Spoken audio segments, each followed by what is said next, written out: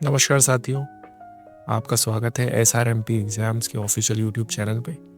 अभी हम लोगों की कंप्यूटर की सीरीज़ चल रही है। तो आज के वीडियो में हम लोग देखेंगे आउटपुट डिवाइसेस के बारे में। चलिए वीडियो शुरू करते हैं। तो हम लोगों ने अभी तक देखा कि कंप्यूटर हार्डवेयर जो कि 4 टाइप के डिवाइसेस होते हैं, इनपुट, प्रोसेसिंग, आउटपुट और स्टोरेज। इसमें से इनपुट और प्रोसेसिंग हम लोग कंप्लीट कर चुके हैं और उसके बारे में हम लोग पूरा देख चुके हैं अब तक। अब आज हम लोग देखते हैं आउटपुट डिवाइसेस के बारे में। तो आउटपुट डिवाइसेस होते क्या हैं? जो कंप्यूटर का फाइनल रिजल्ट होता है, ये हमको जिन डिवाइसेस पे देखने को मिलता है उनको हम क्या कहते हैं? उनको हम कहते हैं आउटपुट डिवाइसेस। अब इसमें डिस्प्ले हो सकता है, प्रिंटर हो सकता है, स्पीकर्स हो सकते हैं, यानी कि जिसको हम देख सकते हैं, सुन सकते हैं, पेपर पे प्रिंट ले सकते हैं, उनको उन जिन डिवाइसेस से हम ये सब काम कर सकते हैं उनको हम लोग आउटपुट डिवाइसेस बोलते हैं। ठीक है। अब इसमें सबसे पहले आता है मॉनिटर।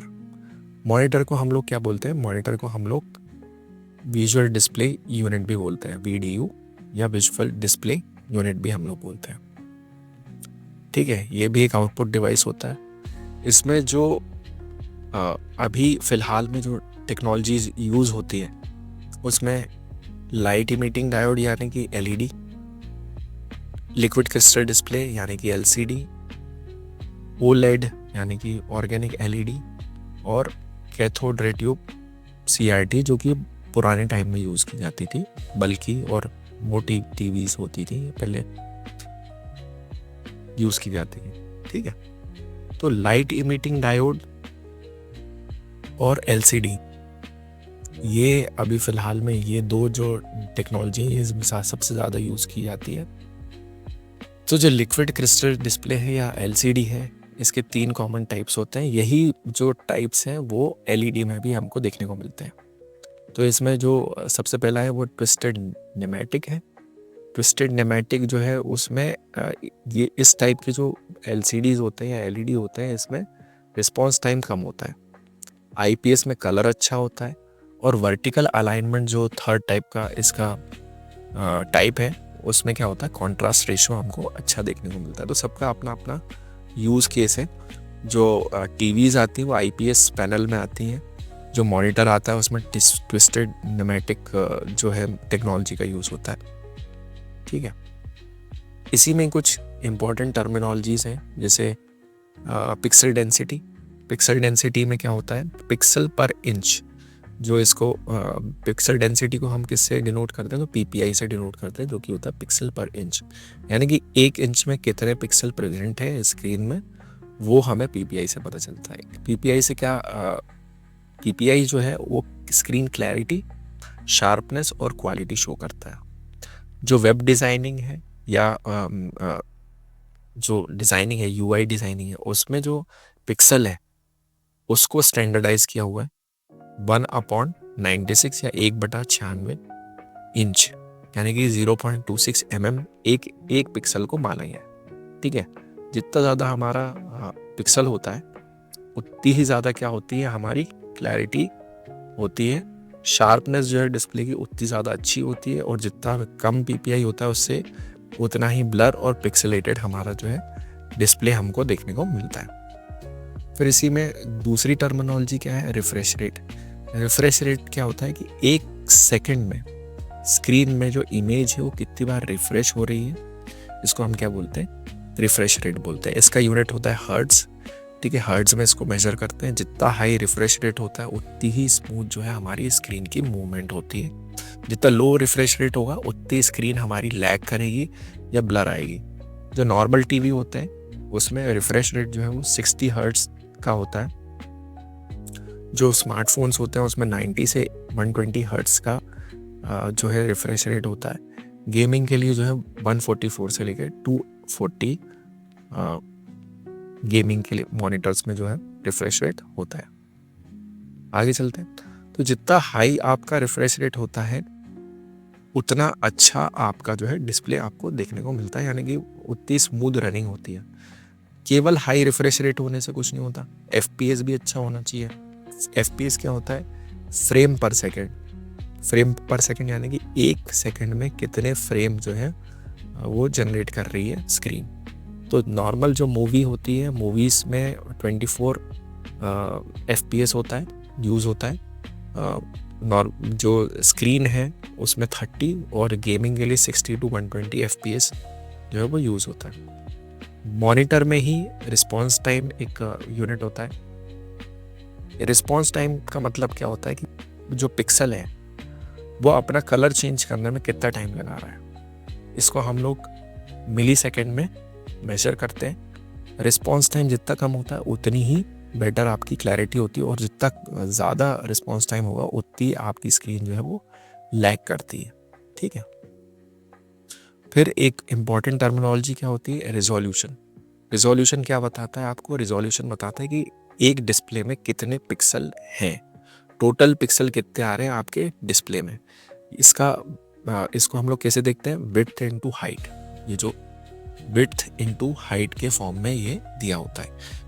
रिजोल्यूशन यानी कि टोटल पिक्सल की गिनती, जैसा ये लिखा हुआ है टोटल पिक्सल की गिनती। तो यहाँ पे जो स्टैंडर्ड डेफिनेशन होता है उसमें कितना होता है? 640 इंटू 480p। 480p इसको बोलते हैं स्टैंडर्ड डेफिनेशन। 640 इंटू 480 इसका रिजोल्यूशन होता है। HD में 1280 इंटू 720 होता है, जबकि जो फुल HD है वो उसका रिजोल्यूशन 1920 इंटू 1080 होता है।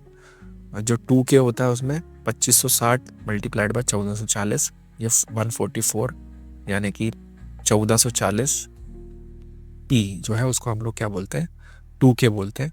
और ऐसे 3480 मल्टीप्लाइड बाई 2160 हमारा अल्ट्रा HD या फिर 4K HD जो है इसको हम लोग बोलते हैं। ठीक है, आगे बढ़ते हैं। तो ये हो गया हमारा मॉनिटर। अब चलते हैं हम प्रिंटर की तरफ। तो प्रिंटर जो है आपको पेपर पर प्रिंट करके देता है ना। तो उस डिवाइस को हम प्रिंटर बोलते हैं। ये दो टाइप के होते हैं, है ना। प्रिंटिंग टेक्निक के बेस पे हम देखें तो ये दो टाइप के होते हैं। एक तो इम्पैक्ट प्रिंटर होता है, एक नॉन इम्पैक्ट प्रिंटर होता है। जो इम्पैक्ट प्रिंटर होता है वो क्या करता है? डायरेक्टली आपके पेपर पे इम्पैक्ट देता है। ठीक है, जो आपके पेपर पे डायरेक्टली इम्पैक्ट करे उसको हम लोग क्या बोलते हैं? इम्पैक्ट प्रिंटर बोलते हैं। 3 टाइप के होते हैं। डॉट मैट्रिक्स प्रिंटर होता है, डेजी व्हील प्रिंटर होता है, लाइन प्रिंटर या ड्रम प्रिंटर होता है। इसको हम लोग क्या बोलते हैं? इम्पैक्ट प्रिंटर बोलते हैं। जो नॉन इम्पैक्ट प्रिंटर होते हैं ये डायरेक्टली इंटरेक्ट नहीं करते हैं पेपर के साथ में। ठीक है, यहाँ पे जो पेपर है और जो प्रिंटर का ड्रम है उसमें थोड़ा सा डिस्टेंस होता है। ठीक है, इसमें थर्मल प्रिंटर आ जाता है, इंकजेट प्रिंटर आ जाता है और लेज़र प्रिंटर आ जाता है। ठीक है, फिर इसी में जो प्रिंटर होता है, प्रिंटर की क्वालिटी कैसे मेजर करते हैं हम? उसके रिजोल्यूशन से, जिसको हम बोलते हैं DPI या डॉट्स पर इंचेस। 1 इंच में कितने डॉट्स ये जो है दे रहा है, तो उसको DPI बोलते हैं, और वही जो है इसकी प्रिंटर की क्वालिटी को बताता है। जो प्रिंटर की स्पीड है, जो थर्मल या इंकजेट या फिर लेज़र प्रिंटर है, इसकी स्पीड हम कैसे मेजर करते हैं? तो वो होती है PPM में, यानी कि पेजेस पर मिनट वो कितने प्रिंट कर रहा है। ठीक है, जो प्रिंटर्स में जो सबसे फास्ट प्रिंटर है उसको हम लोग क्या बोलते हैं? प्लॉटर। प्लॉटर जो है वो एक एडवांस वर्जन है। इसमें हम कैम का भी यूज़ करते हैं, कैड का भी यूज़ करते हैं, बैनर बनाने में भी यूज़ करते हैं, इसमें नंबर प्लेट डिज़ाइनिंग में भी हम लोग इसको यूज़ करते हैं। ठीक है, इसकी भी स्पीड हम लोग PPM यानी कि पेजेस पर मिनट में ही काउंट करते हैं। ठीक है, कैड क्या होता है? कैड होता है कंप्यूटर एडेड डिज़ाइन, और कैम क्या होता है? Computer aided manufacturing. तो हम लोग मैन्युफैक्चरिंग में भी प्लॉटर का यूज़ करते हैं, और डिज़ाइनिंग जो बड़े बड़े बैनर बनते हैं या फिर कुछ डिज़ाइनिंग कंप्यूटर आर्किटेक्चर का मतलब आर्किटेक्चर शीट या फिर डिज़ाइनिंग होती है, तो वो भी प्लॉटर पे ही हम लोग करते हैं। फिर प्रिंटर में एक और टाइप होता है, इसको हम लोग बोलते हैं मल्टी फंक्शन प्रिंटर या MFP। एक मशीन होती है जिसमें ऑल इन वन, इसको हम लोग ऑल इन वन प्रिंटर भी बोलते हैं। ये आपका प्रिंट, स्कैन, कॉपी और कुछ में फैक्स भी, ये जो है सब डिवाइस, एक ही डिवाइस जो है ये सारे काम कर लेता है। ठीक है, तो इसको हम लोग क्या बोलते हैं? मल्टी फंक्शन प्रिंटर या MFP बोलते हैं। आगे चलते हैं। प्रिंटर में एक हार्डवेयर होता है जिसको हम लोग डुप्लेक्सर बोलते हैं। इसका फीचर क्या होता है, ये ऑटोमेटिकली आपके जो प्रिंटिंग है वो दोनों साइड आपका प्रिंट कर देता है। ठीक है, डुप्लेक्सर अगर किसी कंप्यूटर में प्रिंटर में अगर डुप्लेक्सर होता है तो वो क्या करता है, दोनों साइड बोथ साइड प्रिंट कर देता है ऑटोमेटिकली। लेकिन अगर जहाँ पे डुप्लेक्सर नहीं है तो वहाँ पे बोथ साइड प्रिंट नहीं होगा। बोथ साइड प्रिंट होगा उसमें, लेकिन आपको मैन्युअली निकाल के उसमें पेपर जो है वो लगाना पड़ता है। ठीक है, फिर यहाँ पे हमारे प्रिंटर में ही एक जो है एक टाइप होता है थर्मल प्रिंटर।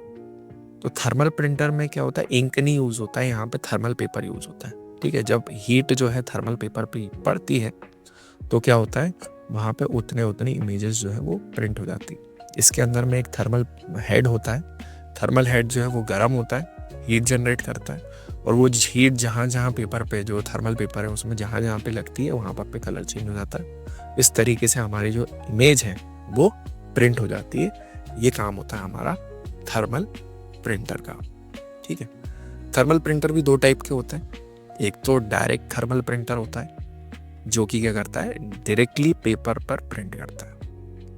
ठीक है, इसमें इंक और टोनर नहीं होता। ये हम लोग जो रिसिप्ट होती है या कहीं पे पेमेंट करते हैं तो वहाँ से जो हमें रिसीट्स मिलती है वो थर्मल प्रिंटर ही यूज़ करता है। ठीक है, थर्मल ट्रांसफ़र प्रिंटर होता है इसी का एक टाइप थर्मल प्रिंटर का। वहाँ पे क्या होता है, इसके साथ में हीट के साथ में रिबन या वैक्स, जो कि रिबन जो होती है वो वैक्स और रेजिन की होती है, वो इसमें लगी होती है, और इससे जो प्रिंट निकलता है वो ज़्यादा लॉन्ग लास्टिंग होता है।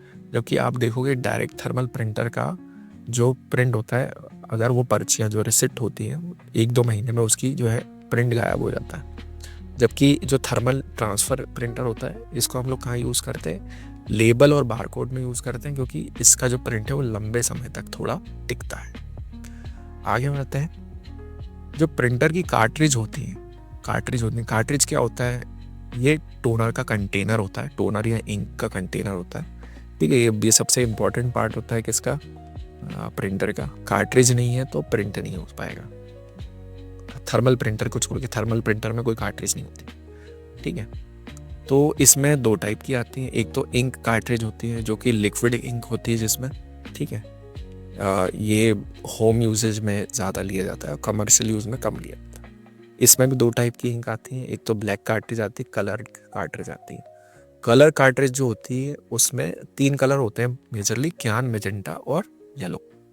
इन तीनों के कॉम्बिनेशन से बाकी सारे कलर्स जो है वो बनाती है, वो उसको मिक्स करके ही जो है प्रिंटर अपना कलर जो है डिफरेंट कलर जनरेट करता है। सेकेंड होता है टोनर कार्ट्रिज। टोनर कार्ट्रिज जो है वो लेज़र प्रिंटर में मोस्टली यूज़ होता है, पाउडर फॉर्म में होता है, और इससे जो है मोनोक्रोम प्रिंट निकलते हैं, यानी कि ब्लैक एंड वाइट। ठीक है, हम लोग जानते हैं जॉन वॉन न्यूमैन के बारे में। जॉन वॉन न्यूमैन कौन थे, तो जॉन वॉन न्यूमैन जो है ये फादर ऑफ मॉडर्न कंप्यूटर इनको कहा जाता है। जॉन वॉन न्यूमैन ने ही जो है मॉडर्न कंप्यूटर आर्किटेक्चर जो है उसकी नींव रखी थी, है ना। इन्होंने ही स्टोर्ड प्रोग्राम कॉन्सेप्ट जो है वो दिया था। इन्होंने कहा था कि जो डेटा है, सॉरी यहाँ पे डेट लिखी हुई है, ये जो डेटा है, डेटा और इंस्ट्रक्शन जो है वो क्या होता है, वो सेम मेमोरी में स्टोर होता है। ये किसने कॉन्सेप्ट दिया था, तो ये दिया था जॉन वॉन न्यूमैन ने दिया था। सीपीयू जो है वो मेमोरी से इंस्ट्रक्शन फैच करेगा, डिकोड करेगा और एग्जीक्यूट करेगा। ये भी थ्योरी किसने दी थी, तो वो जॉन वॉन न्यूमैन ही थे जिन्होंने ये थ्योरी दी थी। ठीक है, इन्होंने ही जो एडवैक है, electric discrete variable automatic computer, ये पहला ऐसा कंप्यूटर था जिसमें स्टोरेज यूज़ की गई थी। तो ये भी किसने बनाया था, ये भी हमारे जॉन वॉन न्यूमैन ने ही बनाया था। आगे चलते हैं। अब यहाँ पे हमारा जो है प्रिंटर भी ख़त्म होता है। अब हम लोग स्टोरेज डिवाइसेस की तरफ जाते हैं। ठीक है, तो मेमोरी क्या होता है कंप्यूटर का। मेमोरी वो हिस्सा होता है कंप्यूटर का जहाँ पर पे इंस्ट्रक्शन या रिजल्ट जो है वो स्टोर होते हैं। ठीक है, मेमोरी दो टाइप की होती है। हमारे कंप्यूटर में देखें तो हमारी मेमोरी जो होती है वो दो टाइप की होती है। ठीक है, एक तो होती है टेम्पररी, एक होती है परमानेंट। कितने टाइप की होती है, दो टाइप की होती है। एक तो परमानेंट होती है, एक टेम्पररी होती है। जो टेम्पररी होती है वो वॉलेटाइल नेचर की होती है। इसमें हमारी रजिस्टर, कैच, रैम इसमें इंक्लूड होती है, ठीक है। और जो परमानेंट मेमोरी होती है उसमें memory card, pen drive, SSD, ROM, CD, DVD, hard disk, floppy disk, ये सब जो है परमानेंट में आता है। जो टेम्परेरी में कौन कौन आते हैं? रजिस्टर, कैच और रैम आते हैं, ठीक है। चलिए आगे बढ़ते हैं। तो इसी प्राइमरी मेमोरी में जो मेन मेमोरी भी जिसको हम लोग बोलते हैं, ये क्या होता है? ये डायरेक्टली इंटरेक्ट करती है किसके साथ में? सीपीयू के साथ में। ये जो है साथ में काम करती है, डायरेक्टली इंटरेक्ट करती है। ये क्या होती है? फास्ट मेमोरी होती है लेकिन लिमिटेड होती है, ठीक है। तो इसमें सबसे पहले हम लोग देखते हैं random access memory. Random access memory या रैम जो है ये वॉलेटाइल नेचर की होती है, यानी कि अगर पावर ऑफ हुआ तो क्या हो जाएगा? डेटा हमारा डिलीट हो जाएगा। इसको हम लोग क्या बोलते हैं? वॉलेटाइल नेचर बोलते हैं। जो करंटली रनिंग प्रोग्राम होता है या डेटा होता है उसको रैम क्या करता है? अपने पास स्टोर कर लेता है, ठीक है। तो इससे सीपीयू को जो है जल्दी डेटा मिल जाता है, ठीक है। ये जो रैम होती है कहाँ पे अटैच होती है? तो ये मदरबोर्ड पे अटैच होती है, ठीक है। उस स्लॉट को जहाँ पे ये मदरबोर्ड में अटैच्ड होती है उस स्लॉट को हम लोग क्या बोलते हैं? डबल इनलाइन मेमोरी मॉड्यूल बोलते हैं, जो कि आजकल यूज होता है क्योंकि उसमें 2 स्लॉट्स होते हैं, इसलिए उसको डबल इनलाइन मेमोरी मॉड्यूल बोलते हैं, ठीक है। जो पहले यूज होता था वो था सिम, यानी कि सिंगल इनलाइन मेमोरी मॉड्यूल। ये पहले यूज होता था। अब ये क्या करता है? ये हमारी जो परफॉर्मेंस होती है कंप्यूटर को उसको इम्पैक्ट करता है, ठीक है। अगर कोई फाइल सेव नहीं हुई है, ठीक है, अगर कोई फाइल सेव नहीं हुई है तो वो फाइल कहाँ होती है? वो रैम में होती है। अगर कोई फाइल सेव हो गई है तो वहाँ पे कहाँ पे जाएगी? वो हार्ड डिस्क में जाएगी। अगर वो सेव नहीं हुई तो रैम में जाएगी।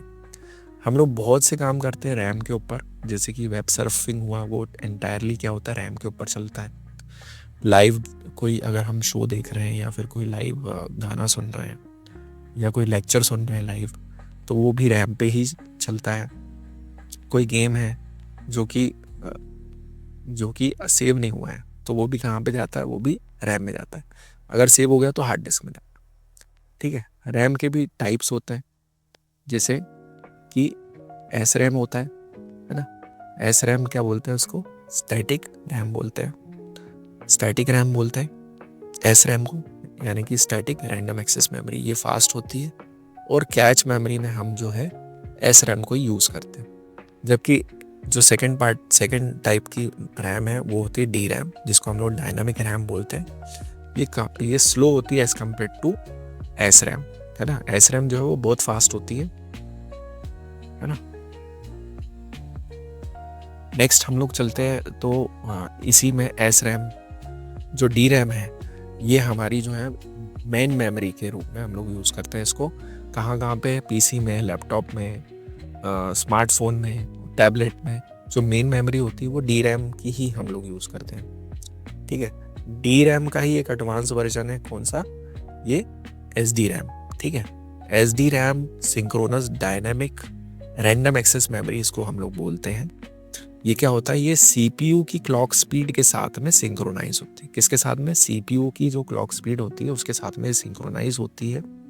जो एस डी रैम है ये मेन मेमोरी की तरह भी यूज़ होती है। ये फास्ट जो है डेटा को एक्सेप्ट करती है, सीपीयू की तरफ जो है फास्ट भेजती है। मल्टीटास्किंग भी ये सपोर्ट करती है। जो ऑपरेटिंग सिस्टम होता है जब वो बूट होता है तो उसके भी ऑपरेशंस को ये हैंडल करती है। गेमिंग और ग्राफिक्स को भी ये बूस्ट करती है। और ये जो है जो DDR रैम जो अभी आती है, DDR 1, 2, 3, 4, 5, ये जो जितनी भी DDR रैम्स आती हैं ये जो है SD यानी कि synchronize dynamic random access memory के ऊपर ही बेस्ड होती हैं, ठीक है। ये जो DDR 1 से लेके 5 है, जो जनरेशन होती है इसकी, ये अपनी पिछली जनरेशन से क्या होती है?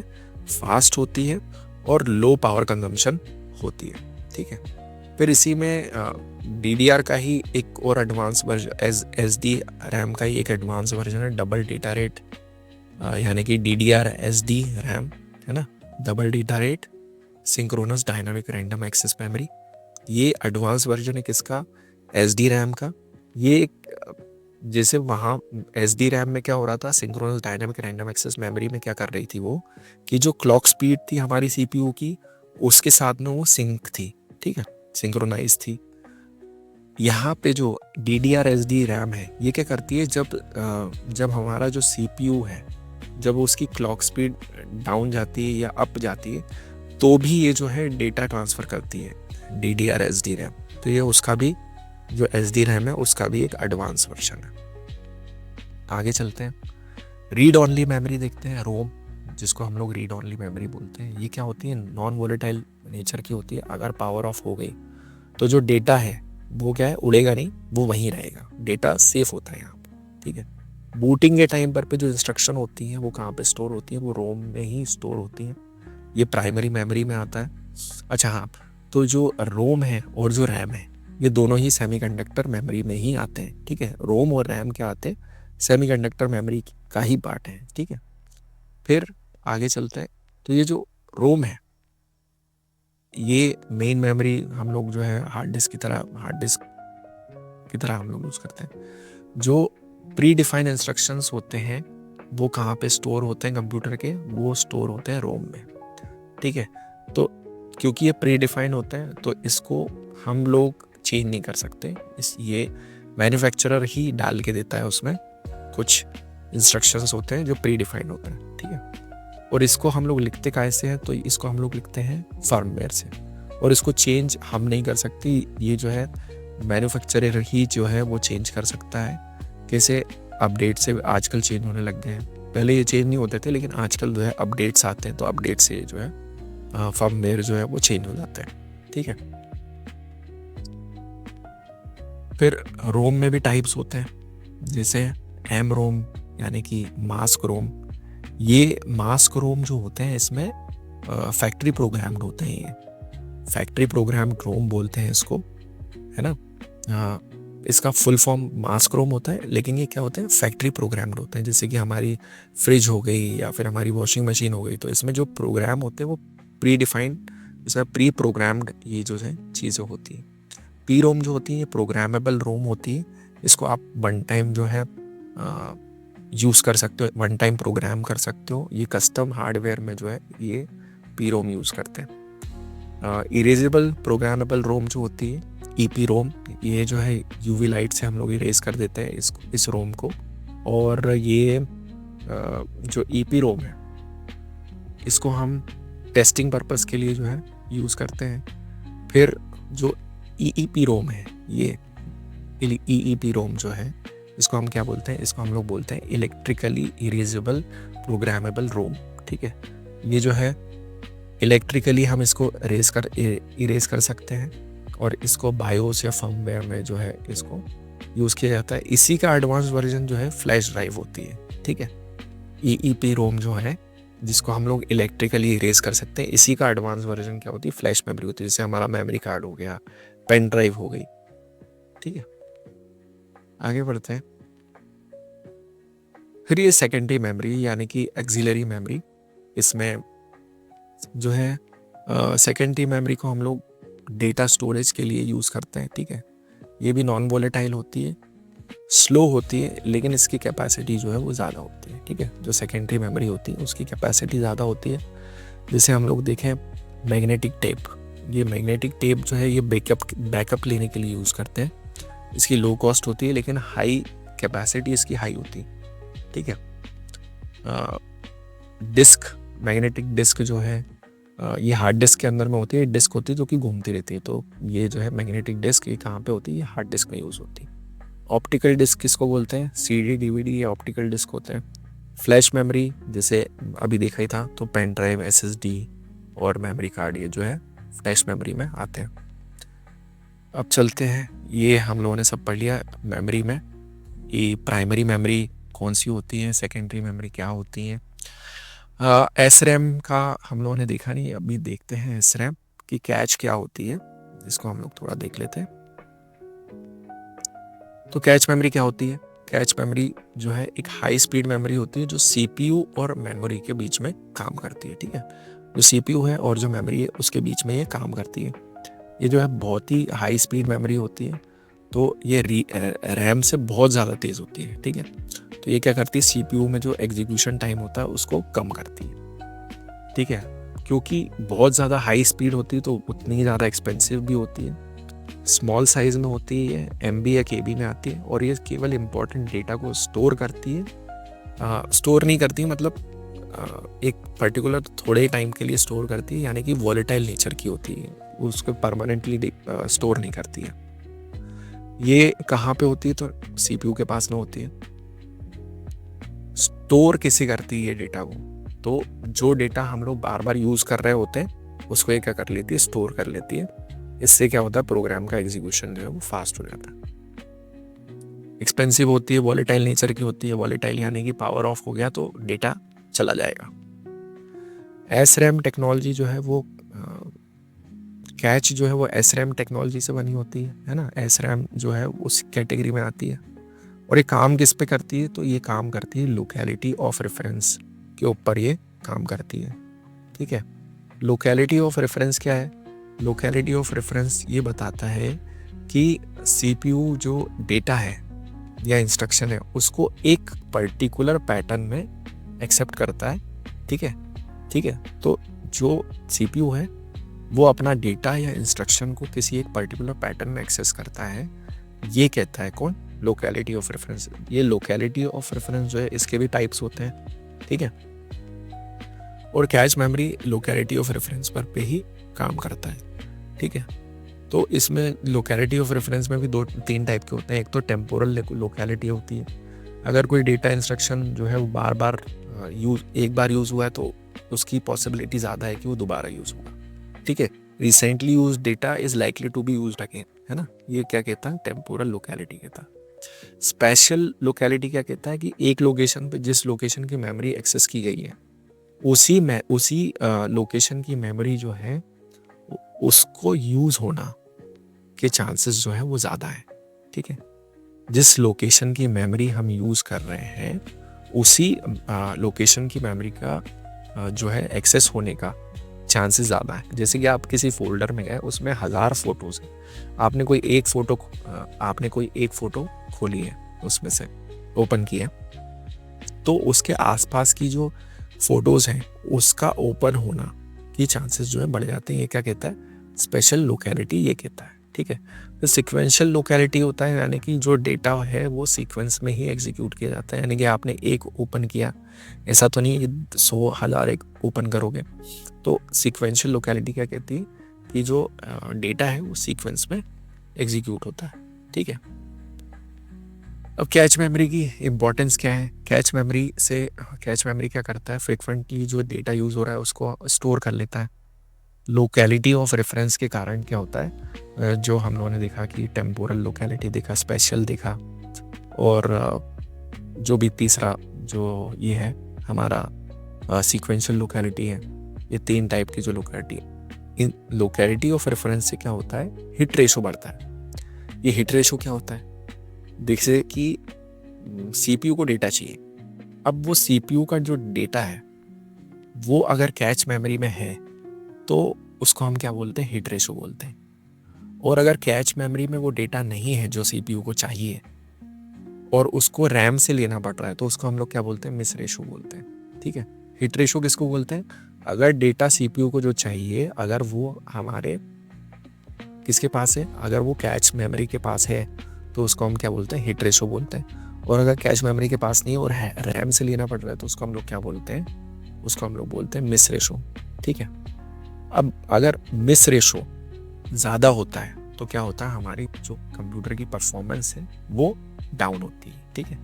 लो मिस रेशो होगा तो हमारी जो कंप्यूटर की परफॉर्मेंस है वो क्या होगी, अप हो जाएगी, ठीक है। जो मिस रेशो है इसमें क्या होती है, ये इसको हम लोग कैसे ठीक कर सकते हैं, तो कैच साइज बढ़ा दें, ठीक है, पहला तो ये हो गया। फिर सेकंड क्या कि जो मैपिंग है उसकी वो सही कर दें, जो कैच की मैपिंग है उसको ठीक कर दें, या लोकेलिटी ऑफ रेफरेंस जो है उसको क्या कर दें, उसको अपडेट कर दें, ठीक है। ये 3 टाइप से हम लोग जो है मिस रेशो को कम कर सकते हैं। मिस रेशो में जो फेलियर का रेट है ठीक है, उसको बताता है। कैच के फेलियर के रेट को कौन बताता है? मिस रेशो बताता है। यूनिटलेस वैल्यू होती है ये, जो मिस रेशो या हिट रेशो है, ये दोनों मिला के 1 के इक्वल होते हैं और ये इसका कोई यूनिट नहीं होता, ये फ्रैक्शन या परसेंटेज में जो है इसको मेजर करते हैं। और मिस बढ़ रहा है तो मतलब कि CPU का टाइम भी बढ़ रहा है, ठीक है, CPU पे जो वेट पीरियड है वो भी बढ़ रहा है।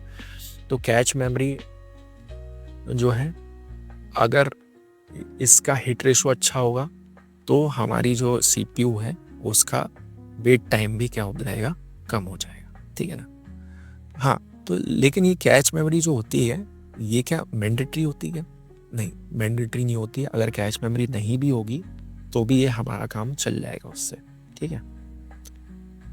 अब आगे बढ़ते हैं, वर्चुअल मेमोरी देखते हैं। वर्चुअल मेमोरी क्या होती है? देखो, वर्चुअल मेमोरी क्या होती है कि आप काम कर रहे हो अपने लैपटॉप पे या PC पे। अब आपने काम किया, अगर उसमें वर्चुअल मेमोरी होगी, वर्चुअल मेमोरी का सिस्टम होगा तो क्या होगा? अगर आपकी रैम पूरी भर गई है, ठीक है, तो वो हार्ड डिस्क का कुछ पार्ट ले लेगा और उसको यूज़ कर लेगा रैम की तरह। उसको हम लोग क्या बोलते हैं? वर्चुअल मेमोरी बोलते हैं। इसमें जैसे प्रोग्राम रन हुआ, मेमोरी फुल हो गई, रैम की मेमोरी जो है वो फुल हो गई, तो वो क्या करेगा? जो प्रोग्राम चल रहा है उसका कौन सा पार्ट है जो कि कम यूज़ हो रहा है, उसको क्या करेगा? उसको भेज दिया हार्ड डिस्क में, और अगर उसकी ज़रूरत पड़ेगी तो क्या करेगा? उसको वापस लोड कर लेगा। जब उसकी ज़रूरत पड़ेगी तो उसको क्या करेगा? वापस से लोड कर लेगा। और इस प्रोसेस को हम क्या बोलते हैं? इस प्रोसेस को हम कहते हैं पेजिंग, ठीक है। और जिस प्रोग्राम को हमने एक मीनिंगफुल पार्ट में डिवाइड किया उसको हम लोग क्या बोलते हैं? सेगमेंटेशन बोलते हैं। तो वर्चुअल मेमोरी में ये दो जो वर्ड्स हैं, सेगमेंटेशन और पेजिंग, ये बहुत इंपॉर्टेंट होता है, ठीक है। ये पेजिंग और सेगमेंटेशन ये बहुत इंपॉर्टेंट होता है। सेगमेंटेशन क्या होता है? जो हमारा प्रोग्राम है उसको हमने क्या एक मीनिंगफुल पार्ट में डिवाइड कर लिया, तो उसको हम लोग सेगमेंटेशन बोलते हैं। और पेजिंग क्या होता है? पेजिंग जो डेटा है उसको हमने क्या किया? उसको हमने हार्ड डिस्क में शिफ्ट किया जो कम यूज़ हो रहा है, और जब यूज़ होने जब भी ज़रूरत पड़ी तो हमने क्या किया? उसको वापस रैम में लोड कर लिया, तो उसको हम लोग क्या बोलते हैं? पेजिंग बोलते हैं, ठीक है। आगे बढ़ते हैं, ठीक है। तो प्रोग्राम को मीनिंगफुल पार्ट्स में तोड़ना ये क्या है? सेगमेंटेशन है। अब बफर मेमोरी देख लेते हैं। बफर मेमोरी क्या होता है? बफर मेमोरी जो है ये रैम का ही एक पार्ट होता है, ठीक है, रैम का ही एक पार्ट होता है। और ये क्या करता है? ये टेम्परेरी स्टोरेज होता है ना। ये डेटा को टेम्परेरी होल्ड करता है, ठीक है। जब डिवाइस या प्रोसेस के बीच में स्पीड का मिसमैच होता है ना, डिवाइस या प्रोसेस के बीच में जब स्पीड का मिसमैच होता है तो वहाँ पर पे बफर मेमोरी यूज़ होती है। बफर मेमोरी जो है ये CPU अगर सपोज कीजिए कि CPU जो है वो बहुत फास्ट है और जो हमारे इनपुट डिवाइस है या आउटपुट डिवाइस है वो स्लो है, तो क्या करेगा? बफर मेमोरी वहाँ पर पे काम में आएगा। बफर मेमोरी उसको उसकी जो स्पीड डिफरेंस है उसको स्मूथ कर देता है। क्या कर देता है? स्मूथ कर देता है। ये बफर मेमोरी यूज़ कहाँ पे होती है? तो जैसे हम लोग कीबोर्ड में टाइप कर रहे हैं या स्कैनर से हम लोग स्कैन कर रहे हैं तो वहाँ पर पे यूज़ होता है। आउटपुट बफरिंग में यूज़ होता है, जैसे प्रिंटर मॉनिटर जो है उसमें यूज़ होता है। वहाँ पर पे जब हमने कहीं प्रिंट दिया, सपोज कीजिए हमने प्रिंट दिया एक पेपर, तो वो एकदम से तो प्रिंटर ले नहीं लेता है, थोड़ा टाइम लेता है, तो वो कहाँ जाता है? वो जाता है बफर मेमोरी, ठीक है। फिर डिस्क इनपुट आउटपुट ऑपरेशन होता है, उसमें भी जो है बफर मेमोरी यूज़ होती है। जब हम कुछ भी लाइव देख रहे हैं या स्ट्रीम कर रहे हैं तो वहाँ पर पे भी क्या होता है? वहाँ पर पे भी हमारी बफर मेमोरी जो है वो यूज़ होती है। ये जो है बफर मेमोरी टेम्पररी नेचर की होती है, रैम का ही एक पार्ट होती है, स्पीड डिफरेंस को हैंडल करती है ना। तो ये जो है मेन फंक्शन होता है बफर मेमोरी का, ठीक है। तो आज के लिए इतना ही, मिलते हैं नेक्स्ट वीडियो में। अगर आपको वीडियो अच्छा लगा हो तो लाइक शेयर सब्सक्राइब कीजिएगा, और चैनल नया है तो इसको आपका सपोर्ट चाहिए। थैंक यू, मिलते हैं नेक्स्ट वीडियो में।